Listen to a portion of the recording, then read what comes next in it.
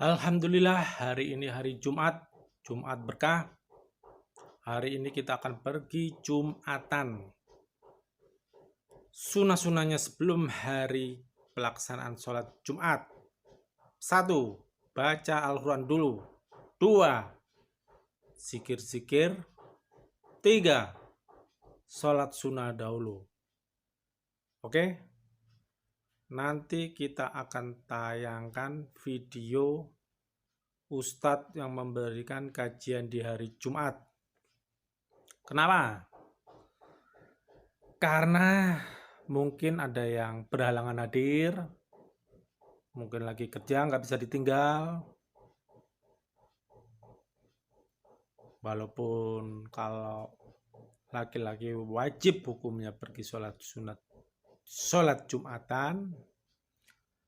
Dan juga untuk bagi kaum ibu-ibu, perempuan, akhwat bisa mendengarkan kajian Jumat, mendapatkan ilmu baru, mengingatkan kembali apa-apa yang telah lupa dan apa-apa yang belum diketahui. Makanya nanti saya akan upload kajian dari Ustadz ceramah Jumat. Oke? Ke masjid, berangkat sekarang.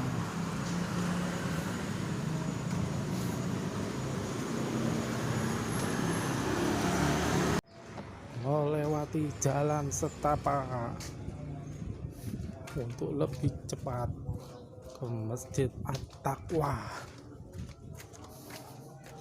Sholat Jumat bergerak lebih maju.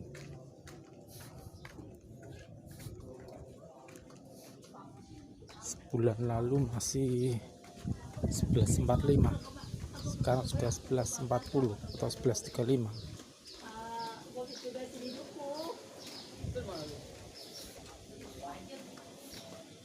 Subuh juga sekarang jam 4 sudah adzan subuh.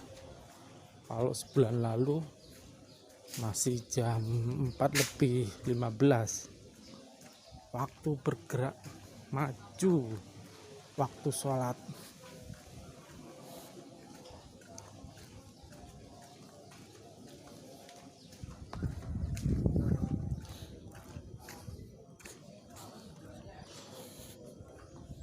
Jangan lupa berangkat sholat Jumat sambil zikir. Astagfirullahaladzim, astagfirullah, astagfirullahaladzim, astagfirullah, astagfirullah, astagfirullah, astagfirullah.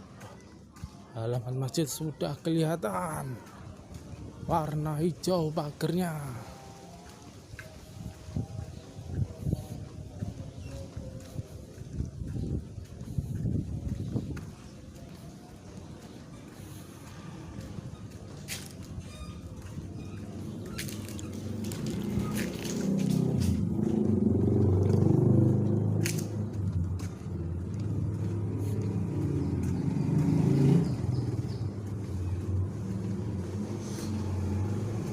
Oke, sudah sampai bagian belakang masjid.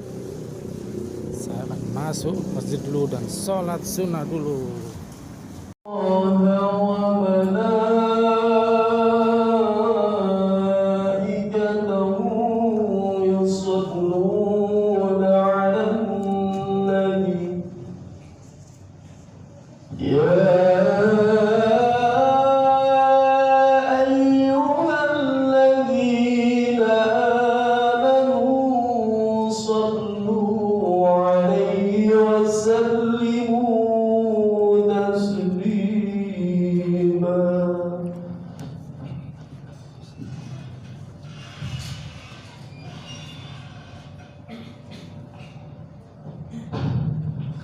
Assalamualaikum warahmatullahi wabarakatuh.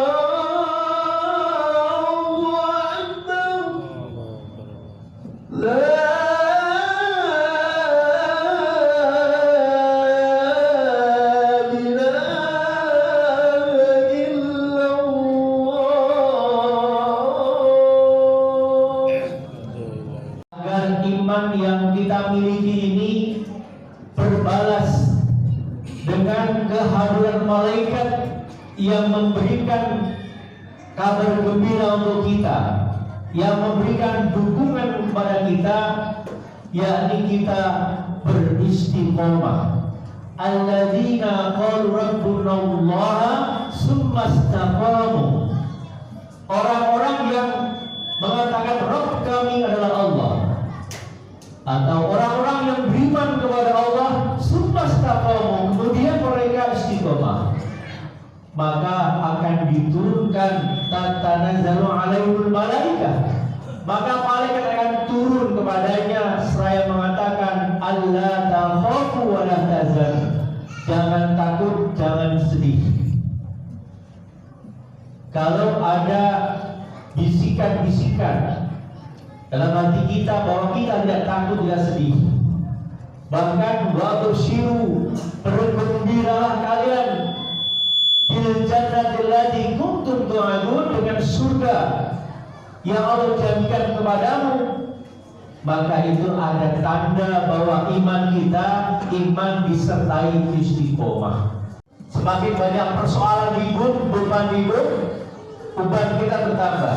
Tetapi Rasulullah perintah istiqomah itu membuat beliau bertambah bebannya, sebagaimana yang Allah perintahkan dalam surah Hud ayat yang ke-112, A'udzubillahi minasyaitonir rajim, fastaqim kama umirta, maka istiqomah kamu sebagaimana telah aku perintahkan kepadamu. Ayat ini nampaknya hanya istiqomah, tetapi istiqomah merupakan suatu hal yang besar. Apa istiqomah? Istiqomah secara bahasa dapat diartikan sebagai teguh pendirian, selalu berpegang teguh kepada kebenaran, atau dalam bahasa yang lain disebut istimroriyah, berkelanjutan, ajak. Yakni kita istimror, berkelanjutan, ajak kita dalam beriman kepada Allah, ajak kita dalam beribadah kepada Allah, ajak atau istiqomah kita mengikhlaskan ibadah karena Allah Subhanahu wa taala. Ma'asyiral muslimin rahimakumullah, terutama pada zaman sekarang di mana era globalisasi telah menjadi kenyataan, di mana begitu mudahnya banjir informasi di tangan-tangan kita, maka istiqomah menjadi suatu yang berat. Ada sebuah hadis yang menyatakan bahwa di akhir zaman nanti akan ada fitnah yang besar. Takutlah dengan fitnah yang besar. Apa itu fitnah yang besar itu? Fitnah yang besar itu adalah satu keadaan di mana pada pagi harinya seorang menjadi mukmin, seorang beriman, tetapi sore harinya telah berubah menjadi kafir. Atau ada orang yang sore harinya dalam keadaan iman kepada Allah, tetapi pagi harinya dia telah kafir kepada Allah dan Rasulnya. Dan itu akan terjadi di akhir zaman. Ini fitnah yang Allah dan Rasul peringatkan agar kita berlindung, berbalas diri. Lalu bagaimana cara kita menjaga agar istiqomah ini menjadi salah satu sifat kita? Allah Subhanahu wa taala mengingatkan kepada kita dalam surat Kahfi yang ke-28. Allah berfirman, A'udzu billahi minasyaitonir rajim. Wasbir nafsaka ma'al ladzina yad'una rabbahum bil ghadati wal 'ashiyyi yuriduna wajha. Dan dalam kalian bersabar bersama orang-orang yang menyeru Tuhannya pada pagi dan senja hari, yuriduna wajha, karena mereka hanya mengharapkan ridho Allah. Jadi cara pertama adalah kita merasa betah, merasa senang, merasa asik apabila kita bersama dengan orang-orang yang beriman. Kita menjadi satu kesatuan, satu persaudaraan, kebersamaan. Kenapa kita asik? Kalau kita ada salah dalam agama kita, mereka akan mengingatkan kita, tawasobil haq, tawasobil sober. Mereka berwasiat kepada kita, memberikan tausiah kepada kita. Umumnya manusia akan melihat kondisi seseorang itu lahirnya. Kalau orang sedang tidak punya uang misalnya, ketahuan, bisa dilihat. Tapi kalau kita sedang krisis iman, tidak ada orang yang tahu kalau kita tidak berterus terang kepada saudara kita. Sebaliknya orang-orang yang bersama dengan kita, dia tahu. Barangkali kok jamaah tidak ada, ditanyakan kemana, kok tidak jamaah. Taklim tidak hadir, kenapa taklim tidak hadir? Ini kontrol sosial terhadap istiqomah kita. Berbeda kalau kita sendiri. Kita tidak punya sahabat, tidak punya jamaah, tidak punya komunitas, maka kita pun tidak tahu kalau iman itu sudah tidak ada, karena tidak ada yang menegurnya. Dalam sebuah hadis Rasulullah mengatakan bahwa serigala itu akan memakan domba-domba yang terpisah dari kelompoknya. Ketika domba-domba yang lemah itu berkumpul bersama, berjamaah, serigala bahkan mungkin singa pun hanya bisa mengintip. Tetapi ketika ada satu yang terpisah dari jamaahnya, terpisah dari komunitasnya, terpisah dari orang-orang yang beriman, maka setan yang mengintip tadi akan menerkam kita, sebagaimana singa atau serigala yang akan menerkam gerombolan domba yang kemudian salah satunya memisahkan diri. Kemudian setelah kita bersabar betah dengan orang yang beriman, kita juga diwajibkan wala ta'tu 'ainaka 'anhum turidu zinatal hayatid dunya. Dan jangan kau palingkan mukamu, palingkan wajahmu dari orang beriman tadi, hanya turidu zinatal hayatid dunya, mengharapkan perhiasan dunia semata. Kalau kita sudah tergiur dengan dunia yang sampai mengibatkan kita meninggalkan kewajiban kepada Allah, maka berarti istiqomah sudah mulai rapuh. Istiqomah sudah mulai rapuh. Padahal kita diperintah istiqomah itu sampai kita menghadap Allah Subhanahu wa taala. Wala tamutunna illa wa antum muslimun. Jangan sekali-kali kamu mati kecuali dalam kondisi beriman, dalam kondisi Islam. Artinya senantiasa dalam istiqomah. Kalau tercatut istiqomah barang sedetik saja dari diri kita dalam beriman kepada Allah, kemudian ternyata pada saat ajal kita tiba, maka tidak ada alasan lagi. Berarti kita suruh ketimah, alhamdulillah. Maka jamaah sekalian, melalui mimbar yang mulia ini, khatib mengajak diri kepada khatib dan jamaah sekalian, mari kita melazimi jamaah, melazimi, membiasakan diri bergaul dengan sebanyak-banyaknya orang yang soleh, karena ini akan turut menjaga istiqomah yang kita miliki. Jangan sekali-kali kita memisahkan diri dari kumpulan orang-orang soleh, dari jamaah kebaikan, dari kebersamaan, karena itu akan memudahkan setan menggelincirkan kita, menggoda kita sehingga kita keluar dari garis istiqomah. Barakallahu wa lakum. Masjid At-Taqwa dari depan, pembangunan lantai 2.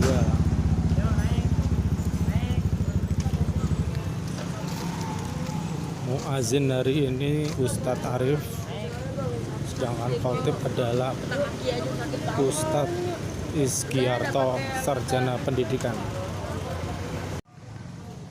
Masjid At-Taqwa menerima sodako infak untuk pembangunan lantai 2. Saudara-saudara yang ingin mendapatkan pahalanya